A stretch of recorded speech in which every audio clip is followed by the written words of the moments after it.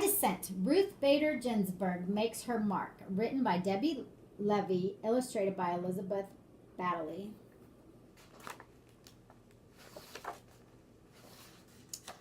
You could say that Ruth Bader Ginsburg's life has been one disagreement after another. Disagreement with creaky old ideas, with unfairness, with inequality. Ruth has disagreed, disapproved, and deferred. She has objected, she has resisted, she has dissented. Disagreeable, no, determined, yes. This is how Ruth Bader Ginsburg changed her life and ours. In the 1940s, Little Ruth's neighborhood was vibrant with immigrants.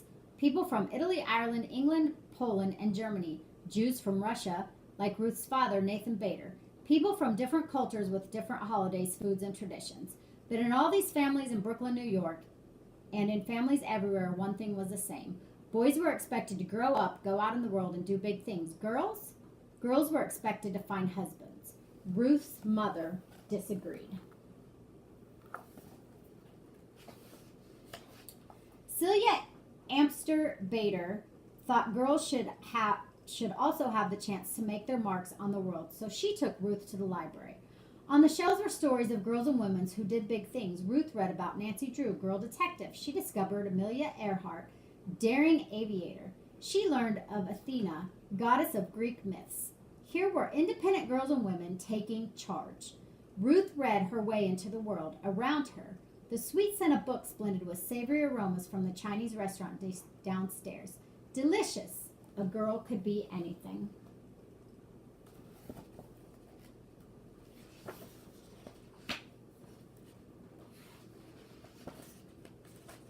Sometimes Ruth and her parents took car trips out of the crowded city. As they drove past a hotel in Pennsylvania, Ruth saw a sign, "No dogs or Jews allowed." This is how it was those days. Hotels, restaurants, entire neighborhoods. No Jews, no colored, no Mexicans, whites only. White only. Ruth and her family were Jewish. This was prejudice, pure and simple. Now it was Ruth's turn to disagree. She disagreed by never forgetting how it felt to read such words. She never forgot the sting of prejudice. In elementary school, Ruth was excellent in some classes and less excellent in others. Her favorites were English, history, and gym. In those she did well. But then there was handwriting. Ruth was left-handed. Back then, teachers told left-handers they should try to write with their right hands. Ruth's right-handed penmanship was so bad, she earned a D on her penmanship test. She cried. Then she protested. Ruth protested by writing with her left hand from that day forward, and it turned out she had really quite nice handwriting. Ruth also had a little problem with sewing and cooking. These were her least favorite classes, but girls had to take them. Boys took shop where they worked with saws and other tools. Ruth objected. She wanted to take shop. She wanted to handle a saw. She didn't get what she wanted. It may have been unfair to girls and to boys, but Ruth was learning that sometimes life was like that. Ruth loved music, especially she loved opera. In music class, she lifted her voice and sung. This time it was Ruth's music teacher who objected gently. Ruth simply could not carry a tune. The teacher asked Ruth not to sing out loud in the chorus. Ruth kept on singing. In the shower, in her dreams, she continued to adore opera, too. By the time Ruth was in high school, friends and teachers knew her as an outstanding student, baton twirler, cello player, and newspaper editor. As graduation approached, Ruth was chosen to make a speech at the ceremony, but she had been keeping a big secret. Her mother was terribly sick. The day before graduation, Celia Bader died. There was no agreeing with this. There was no disagreeing. This simply was. Ruth did not go to her graduation. She did not give her speech. Still, Ruth knew what her mother wanted. 3 months later, she left home to attend college. Not many girls went to college in the 1950s. Ruth made friends, but she also met girls who excluded Jews from their clubs. She met boys who thought girls should be looking for husbands, and then she met Martin Ginsburg. Marty was tall and funny. Ruth was small and serious. Marty could make her laugh. They fell in love and hatched a plan. After college, they would go to law school, both of them. Lawyers, Ruth had learned, could fight unfairness and prejudice in courts. People thought it was a fine idea for Marty to attend law school. They didn't think Ruth should go. A lady lawyer? Ruth disapproved. Ruth disapproved right back. So did Marty. They got married, they went to law school, and they had baby Jane.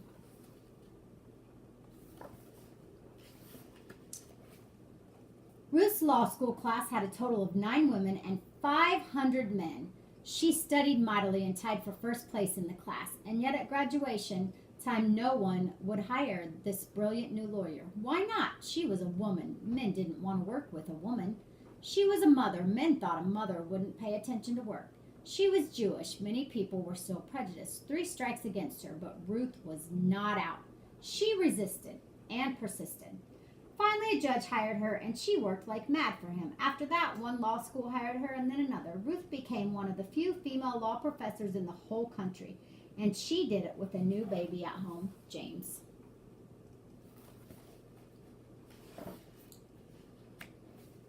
Ruth had disagreed and worked her way into being a lawyer and professor, but around her, other women were excluded from jobs.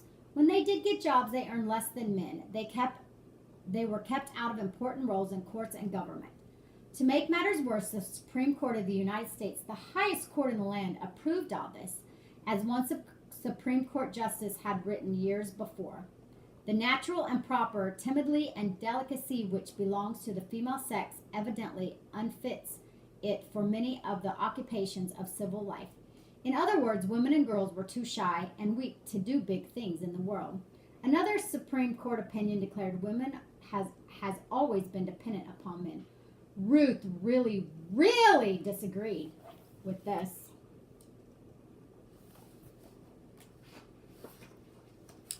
So Ruth went to court to fight for equal treatment of women. The most important cases went to the Supreme Court. The first time she appeared there, Ruth was so nervous, feared she might be sick. But standing before the 9 Supreme Court justices, Ruth imagined them as her students. She, Professor Ginsburg, needed to teach these students, who were all men, why a person's choices shouldn't be limited just because she was born a girl. Ruth wasn't only fighting for women. When women were excluded from the work world, men were excluded from home life. Why shouldn't a father stay home to care for children and cook the meals? Why shouldn't his wife run a business? These were fresh ideas in the 1970s. Ruth did not win every case, but she won enough. With each victory, women and men and girls and boys enjoyed a little more equality. Sometimes Ruth and Marty's children received confused looks when they said that their mother argued cases in the Supreme Court and their father made the family's dinners. People found this strange. Ruth, Marty, Jane, and James did not concur. They kept on being the type of family they wanted to be, and dinners at the Ginsburg home were delicious. Marty was a successful lawyer and also a marvelous chef who had mastered the art of French cooking. Ruth, her family knew, had mastered the art of burnt pot roast.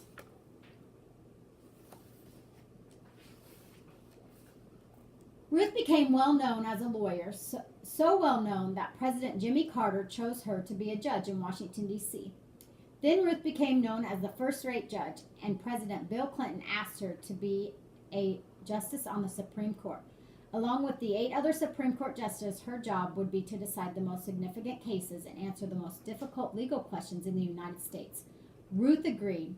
In 1993, Justice Ruth Bader Ginsburg became the first Jewish woman on the nation's highest court.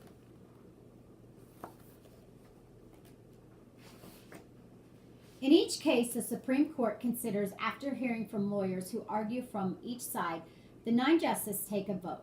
The side that gets the most votes wins the case. The justices who agree write an opinion to explain the court's ruling. When Justice Ginsburg votes with her winning side, she wears a special lace collar over her robe, but many times when the Supreme Court announces the decision, Justice Ginsburg disagrees. "I dissent," she says, and she writes her own opinion explaining why. Plus, she wears a different collar just for dissenting. "I dissent," Justice Ginsburg said when the court wouldn't help women or African Americans or immigrants who had been treated unfairly at work. I dissent when the court rejected a law meant to protect the right of all citizens to vote, no matter their skin color. I dissent when the court said no to schools that offered African Americans a better chance to go to college. Justice Ginsburg can be very, very convincing. In one dissent, she explained why the court was wrong to rule against women workers who were fighting to get paid the same as men. Congress and the president agreed with her and passed a law to undo the court's ruling. Workplace equality and rights for all. Justice Ginsburg had disagreed most often with the legal views of Justice and Anton Scalia, but they didn't just complain. I dissent. No, I dissent.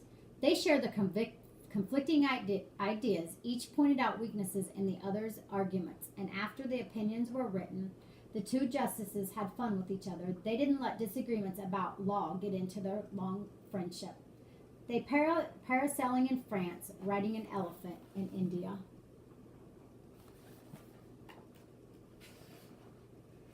Justice Ginsburg is now the oldest member of the Supreme Court. Some people have said she should quit because of her age. Justice Ginsburg begs to differ. She works as hard as ever. She exercises in the gym. She never misses a day in court. She attends the opera, gives speeches, and travels. Many have cheered Justice Ginsburg for her persistence and independence. They've called her a rock star, a queen, a goddess, and a hero. Of course, Ruth Bader Ginsburg isn't a rock star, a queen, or a goddess, but to many she is a hero. She made change happen, and she changed minds. She cleared a path for people to follow in her footsteps, girls in college, women in law school, and everyone who wants to be treated without prejudice. Her voice may not carry a tune, but it sings out for equality step by step. She has made a difference, one disagreement after another. The back of the book gives more information on her, and that is the end.